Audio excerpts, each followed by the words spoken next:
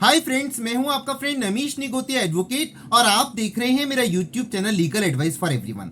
Friends, क्या पक्षकार को स्वयं अपनी पैरवी करनी चाहिए? देखिए, मैंने पहले एक वीडियो बनाया, उसमें मैंने बताया था कि पक्षकार कानूनी रूप से अपनी पैरवी स्वयं कर सकते हैं, पर क्वेश्चन ये है कि क्या उनको इसका एडवांटेज मिलेगा या डिसएडवांटेज मिलेगा। तो आज के इस वीडियो में हम डिस्कस करेंगे कि लॉयर के बिना पक्षकार यदि अपनी पैरवी करते हैं तो कानूनन रूप से तो कर सकते हैं, लेकिन इसके बहुत सारे डिसएडवांटेज भी हैं और वो अपनी गलती से अपने केस को लूज कर सकते हैं या वीक कर सकते हैं, या बहुत सारी ऐसी एविडेंस को प्रोड्यूस नहीं करके अपने केस को बहुत कमजोर बना सकते हैं, जिससे कि वे केस हार भी सकते हैं और दूसरा पक्षकार या ऑपोजिट पार्टी केस जीत भी सकता है। तो आज के इस वीडियो में हम उन नुकसानों के बारे में जानना चाहेंगे कि यदि पक्षकार अपनी पैरवी स्वयं करते हैं बिना एडवोकेट के, तो इसके क्या क्या डिसएडवांटेज या नुकसान हो सकते हैं। देखिए, डिस्क्रिप्शन आपका है, आप एडवोकेट का असिस्टेंस लीजिए या स्वयं अपनी पैरवी कीजिए, पर बहुत सारे डिसएडवांटेजेस हैं जो कि एक पक्षकार को उठाने पड़ सकते हैं उसकी गलती से।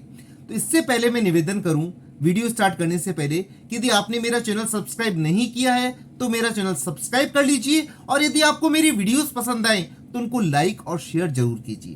दोस्तों, बहुत सारी बात पक्षकार ये सोचते हैं कि हम स्वयं जज से बात करें, अपने केस की पैरवी स्वयं करें, लॉयर अननेसेसरीली प्रोलोंग कर रहे हैं, लॉयर हमारे केस को उस तरह प्रेजेंट नहीं कर पा रहे हैं जिस तरह से वो होना चाहिए। बहुत सारी बात ऐसे सोचते हैं कि हम लॉयर या एडवोकेट से ज़्यादा पढ़े लिखे हैं, एजुकेशनल क्वालिफिकेशन या एकेडमिक डिग्रीज उनके पास ज़्यादा हो सकती है, जैसे कि engineering, MBA along with LLB, लेकिन उनके पास प्रैक्टिकल एक्सपीरियंस नहीं होता।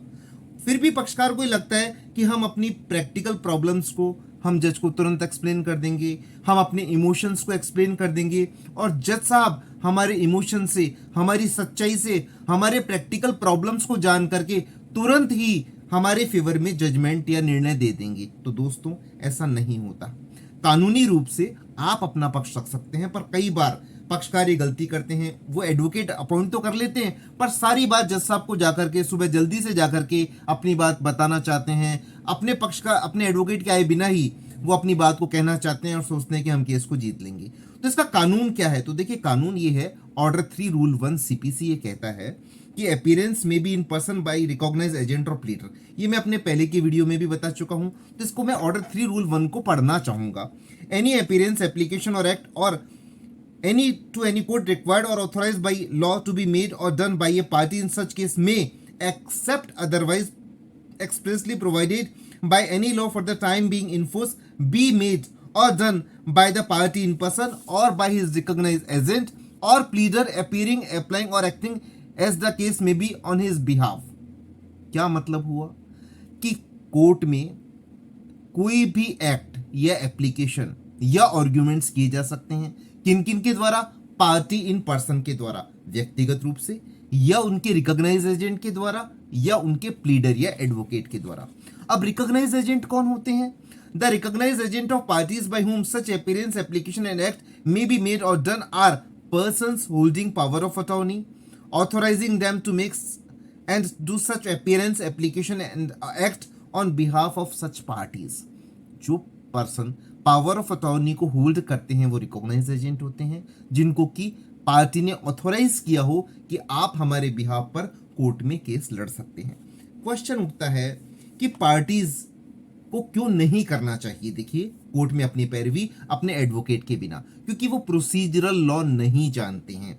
कोर्ट में बहुत सारी स्टेजेस होती हैं, और जिन स्टेज पर केस फिक्स होता है, कोर्ट उस दिन उसी स्टेज की प्रोसीडिंग करते हैं। जैसे कि मान लीजिए कोई फाइलिंग डॉक्यूमेंट में है, कंप्लायंस ऑफ ऑर्डर में है, सर्विसेज ऑफ समन्स में है, फ्रेमिंग ऑफ इश्यूज में है, प्लेंटिफ एविडेंस में है, डिफेंडेंट एविडेंस में है, आर्ग्यूमेंट्स में है, फाइलिंग ऑफ एप्लीकेशन में है, रिप्लाई टू एप्लीकेशन में है, या आपको साइटेशन सबमिट करने हैं। परंतु पक्षकार क्या करता है, वो ये सारी स्टेजेस ऑफ प्रोसीजरल लॉ को नहीं जानता है। वो तो केवल जाकर के जज साहब से बात करना चाहता है, अपनी व्यथा को बताना चाहता है, और ये चाहता है कि जज साहब आज की आज या अगली तारीख पर ही या तुरंत ही उसके पक्ष में निर्णय कर दें। कई बार उसकी व्यथा एकदम सही होती है, लेकिन कानून एविडेंस से चलता है जो कोर्ट में प्रोड्यूस किए गए हैं। मान लीजिए आपने, पक्षकार ने वो डॉक्यूमेंट ही प्रोड्यूस नहीं किए जिनके आधार पर आपका केस टिका हुआ है, वो आपके लॉयर साहब नेक्स्ट डेट पर प्रोड्यूस करेंगे, या आपके लॉयर साहब ने इसलिए नहीं किए कि वो डॉक्यूमेंट्स को क्रॉस एग्जामिनेशन में पूछा जाना है, परंतु पक्षकार जो कि नहीं जानता वो तुरंत फैक्ट्स को बोलने लग जाता है, रिकॉर्ड पर क्या है उसको पता नहीं है, स्टेज क्या है ये पता नहीं है, तो इस कारण से वो एक डैमेजिंग बात होती है पक्षकार के लिए। फिर क्या होता है कि पक्षकार अपनी बात तो कह देता है, लेकिन उसका क्या रिप्लाई ऑपोजिट पार्टी का है, या जजमेंट्स कहते हैं कि कई बार क्या होता है कि आप प्रोसीजरल लॉ पढ़ लेते हैं, सीपीसी सीआरपीसी ये आपने पढ़ ली और पढ़ करके सोचते हैं कि अब तो हम खुद पैरवी कर देंगे, लेकिन बहुत सारे जो judgments honourable apex court supreme court ने पास किए हैं वो भी तो लॉ है ना। तो सुप्रीम कोर्ट के जजमेंट्स भी लॉ हैं, हाई कोर्ट के जजमेंट्स भी लॉ हैं जो कि बाइंडिंग है सबऑर्डिनेट कोर्ट्स पर, परंतु आप वो तो जानते ही नहीं है, फिर भी ये सोचते हैं कि हम तो अपनी पैरवी खुद कर लेंगे। तो इससे आपको फायदा कम नुकसान ज्यादा होगा। इसके बाद क्या होता है कि पार्टी स्ट्रेट अवे कई बार कोई फैक्ट को एडमिट कर लेती है जो कि आपको एडमिट नहीं करना चाहिए, और आप जानते हैं admission is the best evidence. एक बार आपने यदि किसी बात को एडमिट कर लिया तो आप उससे यू टर्न नहीं ले सकते, ये नहीं कह सकते कि नहीं साहब मैं इस बात को अब नहीं मानता। आपने अपनी कोई प्लीडिंग के जरिए, कोई अपने स्टेटमेंट के जरिए यदि आप कोर्ट में कोई फैक्ट को एडमिट कर लेते हैं तो आप उससे हमेशा के लिए बाउंड हो जाते हैं। तो एडवोकेट या लॉयर से समझाते हैं कि देखिए इन फैक्ट को डिनाई करना है, इसको एडमिट करना है, और बड़ी स्पेसिफिकली प्लीडिंग करते हैं। वो कोई भी कागज जब पेश करते हैं, एप्लीकेशन पेश करते हैं, plain return statement, rejoinder replica पेश करते हैं, तो बहुत स्ट्रेटजिकली उसको ड्राफ्ट किया जाता है। ये एक एक्सपीरियंस है। तो कई लोग क्या होता है कि उनको वो एक्सपीरियंस नहीं है, पर बहुत सारे एडमिटेड फैक्ट वो लिख देते हैं और उनका केस डैमेज हो जाता है। इसका खामियाजा भी उन्हीं को भुगतना पड़ता है। तो अपने एडवोकेट की असिस्टेंस लेना, उनकी राय पर चलना मेरी नज़र में बहुत आवश्यक है। इसके बाद क्या होता है कि पार्टीज कोर्ट में एग्रेसिव हो जाती है। वो कई बार अनकॉन्स्टिट्यूशनल लैंग्वेज, वो शब्द जो नहीं बोलने चाहिए, अपशब्द कोर्ट में बोल देती है। वो कई बार प्रेजाइडिंग ऑफिसर तक के बारे में अपशब्द बोल देती है, ऑपोजिट वकील को, ऑपोजिट पार्टी को अपशब्द बोल देती है, अनकॉन्स्टिट्यूशनल लैंग्वेज बोल देती है जो कि कोर्ट की भाषा नहीं है, जो कि कोर्ट में एक्सेप्टेबल नहीं है। ऐसी बात बोलने से कंटेम्प्ट ऑफ कोर्ट की प्रोसीडिंग भी हो जाती है। देखिए एक ने क्या किया, एक पक्षकार ने सुप्रीम कोर्ट के चीफ जस्टिस को एक लेटर जो है वो प्रेसिडेंट को लिखा कि बहुत सारी जो जुडिशरी है, जो बहुत सारे जो जजेस हैं वो काबिल नहीं हैं, वो करप्शन में इन्वॉल्व हैं, उनको काम करने का तरीका नहीं आता। तो सुप्रीम कोर्ट ने, एक केस का नाम है हरिदास दास वर्सेस श्रीमती उषा रानी, और सुप्रीम कोर्ट ने कंटेम्प्ट नोटिस इशू किए और 16 जुलाई 2007 को डिसाइड हुआ। और ऐसे कंटेम्नर को जिसने ऑनरेबल चीफ जस्टिस और अन्य जजों के बारे में बहुत सारी अनर्गल, मिथ्या और अनकॉन्स्टिट्यूशनल बातें बोली, उनको 2 महीने की दिल्ली में तिहाड़ जेल की सजा हुई।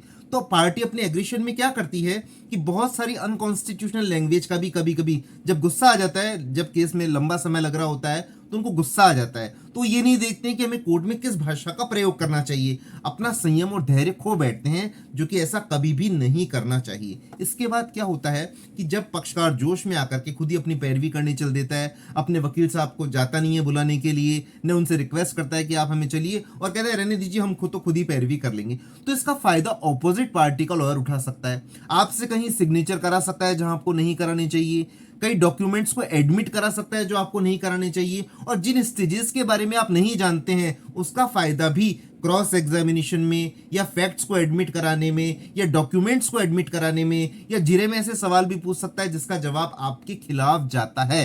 तो इस कारण भी आपको बिना लॉयर के कोर्ट में अपीयरेंस होने से बचना चाहिए। ये मेरा व्यक्तिगत सुझाव है, बाकी आपका स्वयं विवेक है। अब एक और भी बात आती है कि देखिए पार्टीज जो है कोर्ट के ऑर्डर्स की कंप्लायंस नहीं जानती। आपने प्रोसीजरल लॉ पढ़ लिया, आप कोर्ट में चले गए, फैक्ट्स के तो आप मास्टर हैं, पार्टी तो खुद अपने फैक्ट्स की मास्टर होगी, उसको अपने फैक्ट्स के बारे में सबसे ज्यादा पता होगा, लॉयर से भी ज्यादा पता होगा, लेकिन कानून नहीं जानते हो। तो क्या करते हैं कि वो कोर्ट में चले भी गए और कोर्ट में अपनी बात कहना, बहस करना चालू भी कर दिया, पर कोर्ट ने कोई कंप्लायंस का ऑर्डर दिया, जैसे कोर्ट फीस जमा कराइए, एफिडेविट फाइल कीजिए, कोई फॉर्म फिल करके दीजिए, कोई डॉक्यूमेंट पेश कीजिए, तो वो आप नहीं जानते हैं। ऐसी स्थिति में आप कोर्ट का भी प्रीशियस टाइम वेस्ट करते हैं और आपका खुद का भी प्रीशियस टाइम वेस्ट करते हैं। तो कोर्ट, मान लीजिए कोर्ट कहती है कि आप ये फॉर्मेलिटीज, ये कंप्लायंस करके लाइए उस ऑर्डर की, तो आप बहुत अधिक समय लगाते हैं जो कि अननेसेसरीली टाइम वेस्टिंग है। तो इसलिए मेरे सुझाव में, यद्यपि आप स्वयं अपने मुकदमे की पैरवी कर सकते हैं, लेकिन आपको एक लॉयर की ओपिनियन, गाइडेंस, एडवोकेट को लेके जाना चाहिए और उसके बाद ही कोर्ट में अपीयरेंस देनी चाहिए। आज का वीडियो इतना ही। धन्यवाद। Thank you friends.